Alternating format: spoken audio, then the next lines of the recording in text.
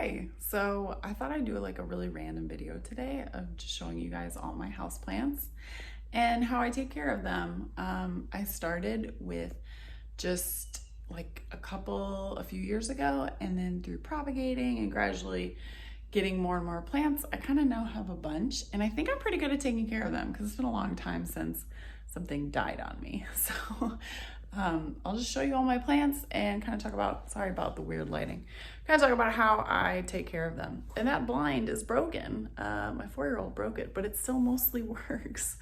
So we haven't replaced it because life is hectic. So this is the first of 3 kinds of pothoses we have in this house. And as you can see, she's getting pretty long, kind of needs a haircut. I love this one because there's different size leaves that it randomly produces, these really big leaves. And this one is starting to fade and get a little bit older. It's gotten a few tears in it and it's going yellow. But I'm really loath to pick the big leaves because over time it's producing fewer and fewer of the big leaves and more of just the sort of normal pothos size leaves. When it gets long like this, it's time to give it a haircut. Otherwise it'll start losing some of its fullness at the top. But to take care of my pothos, really, they're all hanging in windows. I pretty much just water them once a week, and every other week, usually I use a little bit of plant food in with the water. I like to also give them a good mist once a week to keep the dust off of their leaves. And that pretty much goes for all my plants. And like I said, this one, like regularly, I'll trim it to about here so it doesn't get too heavy and too stringy in the leaves. And you can just drop those cuttings into water and propagate more, and you just have an endless fountain of plants. This one's really easy to take care of. Again, I'm just watering it once a week, spritzing it once a week to keep its leaves dry. Its bottom row of leaves do eventually start to brown and fall off, and once they're like totally brown, I just snip them with the scissors at the base. You can't really pull them out because they're too tough. This one likes it pretty dry. It's planted in a very well draining soil, and this pot has the like drain. So I just run it under the sink water once a week and then make sure to dump out all the water in the reservoir because it does like it kind of drier. And then it dries out pretty well by the end of the week, and then redo it. And I've had this one for quite a few years. It's filled the pot completely. It's got lots of new growth. These are the new growth coming up. And I think it's just lovely. It doesn't get any bigger like most palms that'll sort of take over a whole room. This one stays in table size. That's why it's called like a table palm. This is a kind of, I call it dragon's tongue. There's a couple different kinds of dragon's tongue. I think it is one. It's a kind of Dracaena. I love how it's really limey green at the top. I love these beautiful stripes, and it's darker down below. I planted this one, I propagated this one from the mother plant, which I'll show you in a little bit. And this one's planted just in regular potting soil because that's all that I had on hand.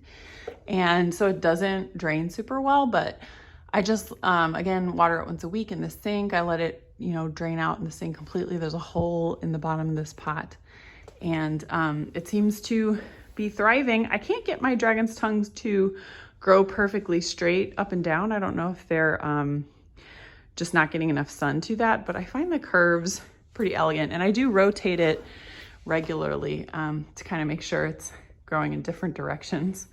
Here's some succulents that I've had for a very long time.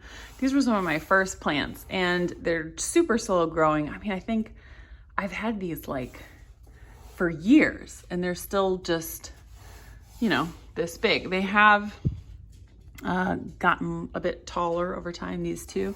And these guys at the back, there's like 3 of these now, so I could probably separate them pretty easily and start new ones, but they seem to be happy enough in this little pot.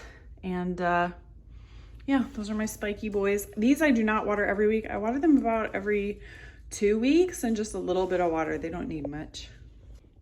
So our bathroom here is pretty dim. There's not a lot of light. It's getting full morning light through this window right now, but we don't get a lot of light throughout the day. So this is a good spot for a miniature snake plant. I don't think these leaves, they don't get really, really tall like the big snake plants. It's just gonna stay kind of small. This one's one of my newest. It's still in the plastic pot from the garden center.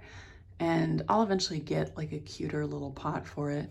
But yeah, I just let it water run through it once a week, spray down the leaves to make sure too much dust isn't accumulating, and it seems to be happy. It's started with just 3 leaves, and now it's got 1, 2, 3, 4, 5, 6, 7. Yeah, so I'd say it's happy. So here's another one of my pothoses. This one is a variegated kind with these beautiful white and green speckled leaves. In some places, so it's a virus actually that causes the variegation, and in some places the plant has cleared the virus and is producing fully green leaves, or that one just has a little bit of the variegation left.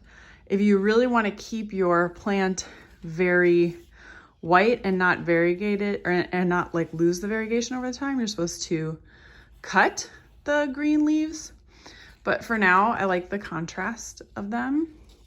Again, pothoses are super easy to take care of.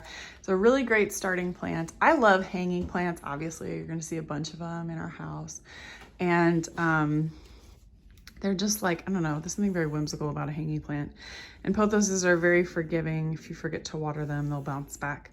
But again, this one gets a good amount of water once a week. Spray it down with a mister, and it's pretty happy. This one we've had at least 5 years. And we haven't needed to like repot it or anything. It's doing great. It recently got a haircut because it was getting too long. So that's about where I cut it to when I do cut them.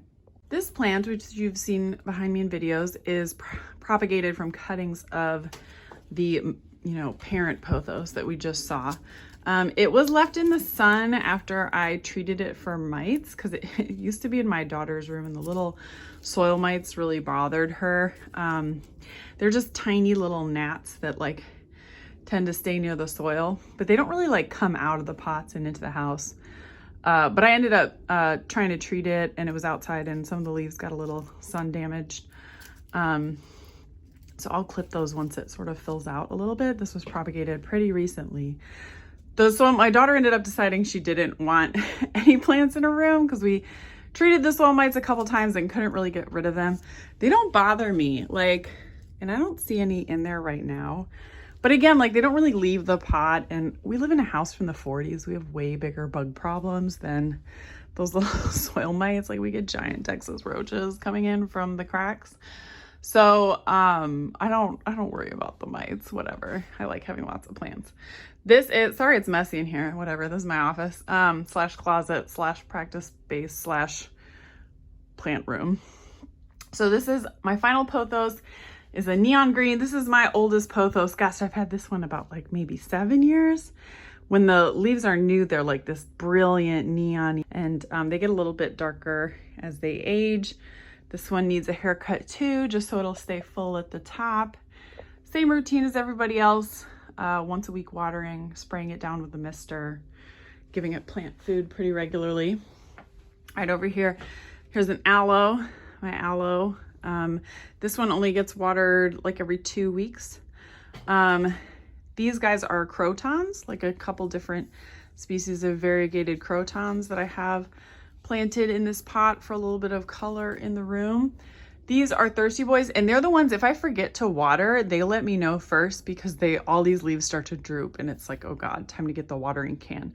I think if I ignored them much longer, they would start to lose leaves and start to die.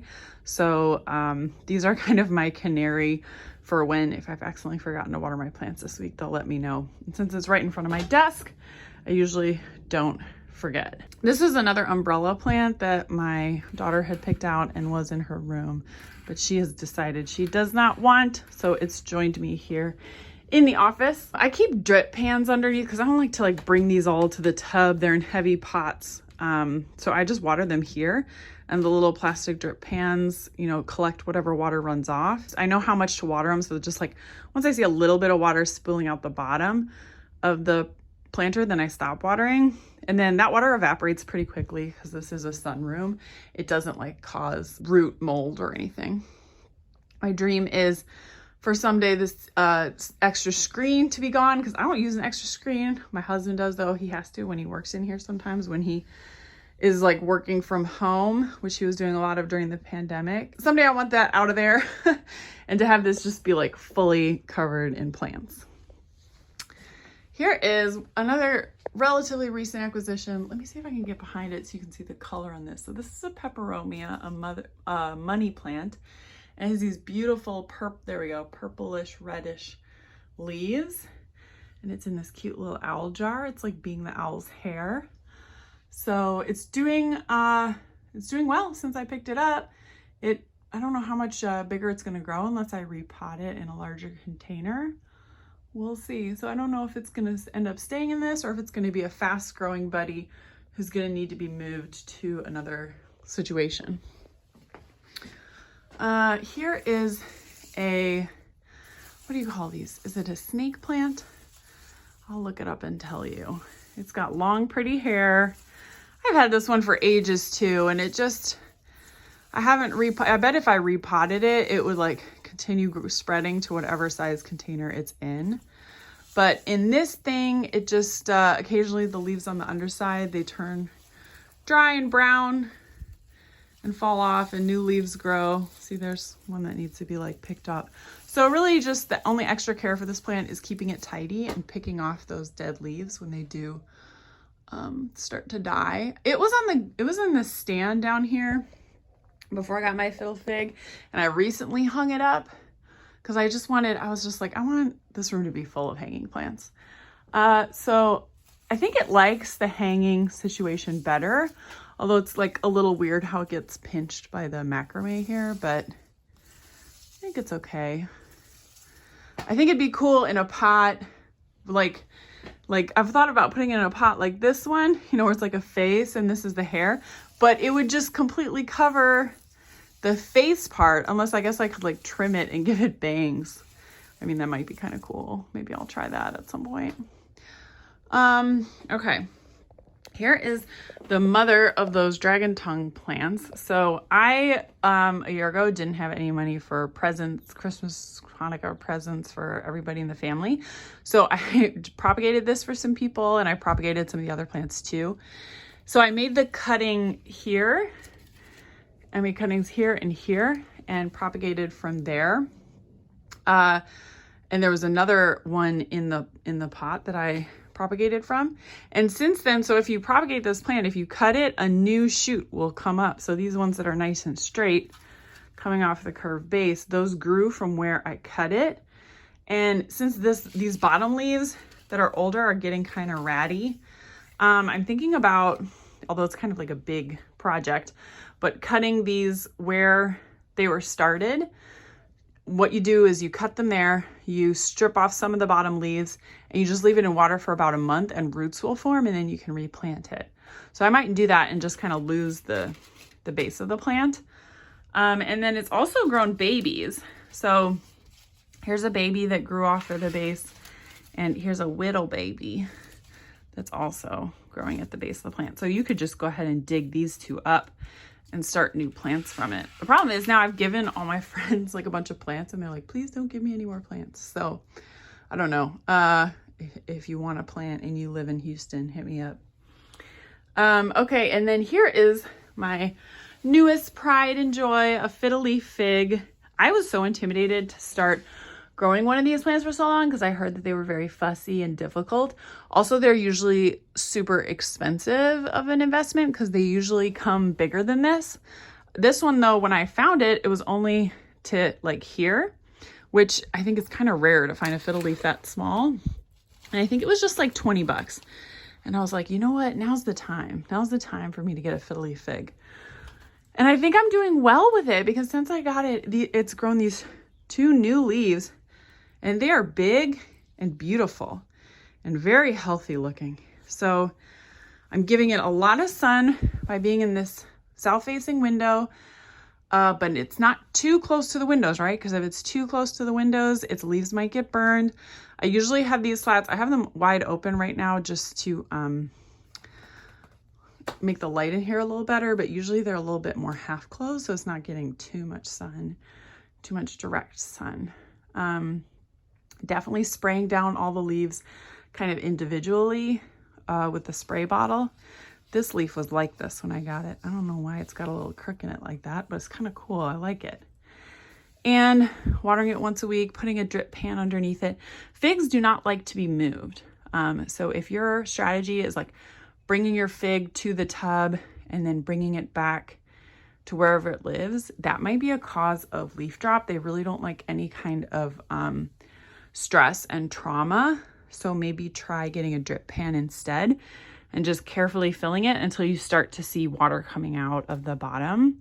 And these drip pans have little feet, so the excess water can go down on the feet and it's not like sitting in a whole bunch of water causing root rot. So those are my plants. If you have any questions about plants, I'm not an expert, so I'm probably not the best person. I've just been like keeping a bunch of plants alive for 5+ years, and I keep getting more indoor house plants.